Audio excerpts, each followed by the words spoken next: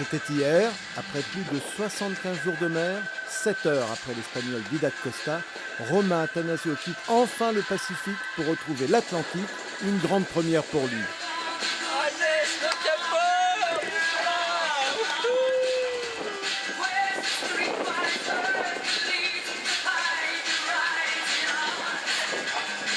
Désormais en tête de course, Jérémy Bayou aborde un final compliqué, le vent est aux abonnés absents. C'est hyper dur de faire avancer le bateau, donc là je suis obligé de barrer tout le temps quoi. Et comme le vent il bouge tellement, en mode compas ça fonctionne pas. Donc là je suis à la barre depuis hier là et j'en ai un peu plein les pattes déjà. Il va falloir être quand même hyper attentif dans les conditions légères que je vais avoir jusqu'à l'arrivée. Jérémy Bayou est attendu au Sable d'Olonne lundi après-midi. 5500 milles plus au sud, Fabrice Amedeo est à la latitude de Rio de Janeiro. Cette journée intermédiaire est marquée par le retour non pas à la civilisation, parce que ça c'était le Cap Horn, mais le retour à un peu plus d'humanité.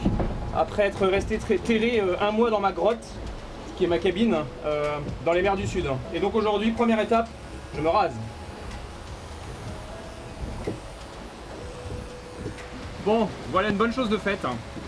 Et dans la descente de l'Atlantique, fin novembre, pris dans l'euphorie d'un début de course réussi, et sans doute aussi un peu par superstition à l'approche des mers du Sud, j'avais dit que si je franchissais les mers du Sud et le Cap Horn sans encombre, je me raserais la tête, j'avais fait ce pari.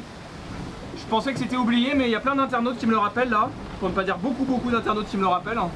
Donc je crois que je vais devoir faire ce que j'ai dit. Et voilà, mission accomplie, crâne rasé, barbe rasée.